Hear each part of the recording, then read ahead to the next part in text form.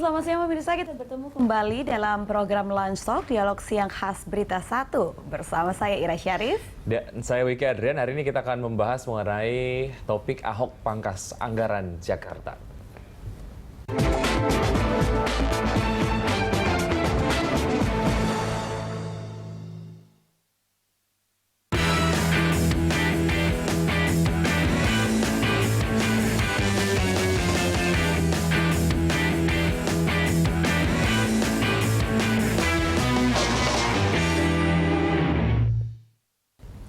Pemirsa, Gubernur DKI Jakarta Basuki Cahayapurnama atau Ahok fokus membenahi anggaran DKI Jakarta.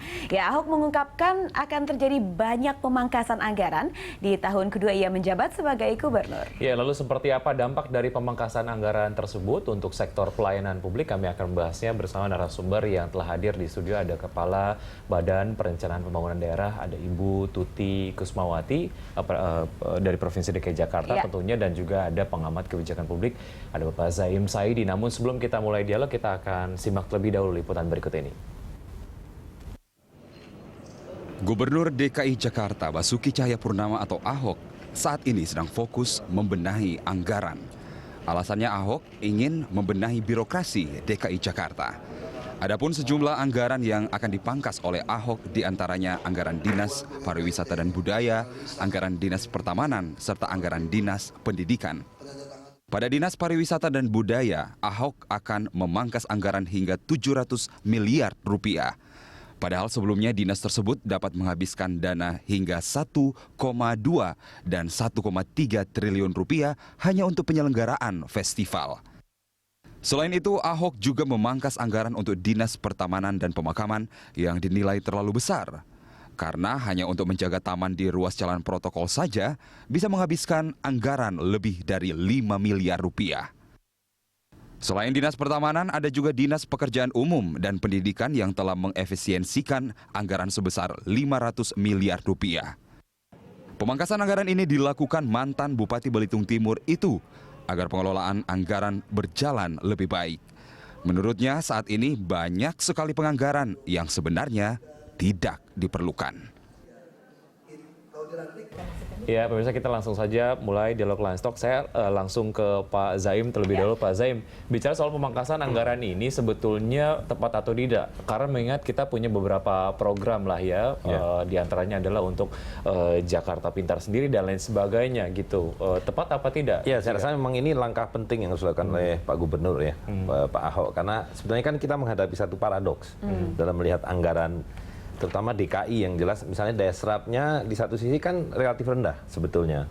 Tapi di sisi yang lain anggarannya begitu besar. Nah, jadi saya rasa Pak Ahok sekarang mau melihat dari paradoks yang demikian itu bagaimana cara membuatnya lebih rasional. Artinya satu sisi daya serapnya harus lebih besar, tapi juga yang diserap itu memang efektif dan efisien. Nah, karena itu pemangkasan itu saya rasa dilakukan dalam rangka itu.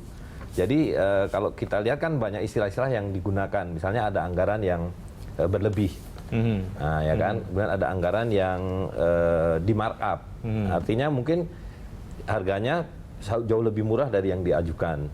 Kemudian ada lagi yang bahkan siluman. Nah, Pak Ahok bahkan menggunakan istilah ada mata anggaran yang aneh-aneh. Nah, saya rasa ini yang saat ini sedang mau dia bersihkan gitu. Nah, saya rasa ini tahap yang penting sebelum nanti dalam proses berikut masuk ke legislatif, dibicarakan dengan DPRD dan diperoleh rancangan yang final gitu. Jadi saya rasa ini tahap yang penting dan masyarakat harus memperhatikan betul apakah upaya pemangkasan itu sudah betul-betul optimal gitu. Ya, sebagaimana kita tahu di beberapa artikel juga disebutkan bahwa Dinas Pariwisata dan Kebudayaan hampir 300 miliar untuk sesuatu yang tidak pantas. Pak Ahok bilang seperti itu. Temuan-temuannya sendiri yang kemudian disosialisasikan bersama tim, seperti apa sejauh ini temuan-temuannya, Bu? Mungkin saya luruskan temuan atau barangkali jenis kegiatan ya. Jadi jenis kegiatan yang khususnya di Dinas Pariwisata dan Kebudayaan yang tadi ditanyakan itu dianggap prioritasnya belum di sana dulu. Jadi lebih baik diprioritaskan untuk hal-hal yang sifatnya satu, menambah aset, dua, menambah pinter masyarakat, tiga, barangkali menambah sehat masyarakat. Artinya untuk program-program prioritas tidak akan di-cut budgetnya gitu ya? Oh pastinya justru ini kita prioritasi yang lebih tajam, yang lebih tepat lagi seperti itu. Nah, begitu dilihat jenis-jenis anggaran yang ada, maka Pak Gubernur mengambil kesimpulan bahwa kegiatan-kegiatan yang kemarin di-cut oleh Pak Gubernur itu kenapa mesti kita melakukan aktivitas-aktivitas yang sifatnya seremonial, festival, yang jumlah nominalnya juga fantastis. Kenapa kita nggak rehab saja? Misalnya museum-museum kita yang sebetulnya itu merupakan kekayaan kita yang luar biasa, kekayaan quote unquote, baik kekayaan berupa non budget gitu kan, itu sebuah kekayaan. Tapi Bu Tuti sebenarnya seperti dikatakan rekan saya tadi Wiki begitu yang Dinas Pariwisata di-cut begitu anggarannya. Bisa tidak disebutkan dulu beberapa dari hasil rapat terakhir begitu ya? Kira-kira bagian mana saja yang akhirnya dari rapat tersebut diputuskan untuk di-cut anggarannya? Dengar-dengar pendidikan juga ada rencana untuk di-cut, Bu Tuti. Bagaimana? Di setiap dinas itu pasti ada saja kegiatan-kegiatan yang di-cut oleh Pak Gubernur yang melalui pembahasan. Karena beliau membahasnya itu tidak hanya melihat judul kegiatannya saja, tetapi ke kedalamannya. Di kedalaman, kalau sudah ada kegiatan, kedalamannya ini kan jenis belanjanya. Jenis belanja itu sampai ke komponennya. Begitu dilihat komponennya tidak pantas, contoh misalnya apa saja ya kemarin ditemukan ATK misalnya. Tidak pantas. Ya, gitu, misalnya ATK. Belanja ATK kita ini kalau dikumpulkan di Jakarta, di search itu by system, itu kurang lebih ATK kita itu sekitar 400-500 miliar setahun tersebar di seluruh SKPD UKPD. Nah, jadi ATK ini katanya Pak Gubernur nggak zamannya lagi dong kita semuanya printed out, kan sekarang sudah paperless. Jadi ayo kita mulai paperless itu gitu. Nah, paperless itu harus dipaksakan. Bagaimana caranya ya sudah ATK-nya juga kita mesti efisienkan gitu kan. Jadi ini dua hal yang sekaligus bersamaan harus simultan kita harus laksanakan. Satu, pelaksanaan paperless itu sendiri teknologi harus kita mainkan, dan belanja ATK-nya ya kurangi gitu. ATK dikurangi. Kemudian apa lagi Bu Tuti? Ya selain ATK misalnya workshop yang sifatnya hanya sosialisasi.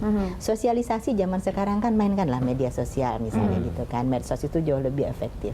Jadi kegiatan yang sifatnya sosialisasi, workshop yang sifatnya workshop seminar yang sifatnya juga hanya sosialisasi. Tapi kalau sifatnya workshop mengandung unsur pelatihan dan pendidikan, ini kan menambah cerdas, menambah pandai, dan menambah kapasitas dari kalau dia warga ya warga, kalau dia aparat ya aparat. Itu tetap dibolehkan. Pak Zaim, perlu atau tidak sebetulnya dilakukan sosialisasi terkait dengan pemangkasan anggaran ini dalam hal apa saja gitu ya, masyarakat kemudian tahu berarti untuk Dinas Pariwisata nanti akan di-cut berapa, dan bagian mana saja yang di-cut, atau mungkin dinas yang lain dan lain sebagainya, perlu atau tidak masyarakat? Saya rasa perlu ya, karena Pak Ahok ini sebagai eksekutif nanti kan akan menghadapi legislatif. Nah, di situ dia akan disandera. Karena itu dukungan masyarakat diperlukan dalam hal ini, karena saya rasa kan itu dua hal.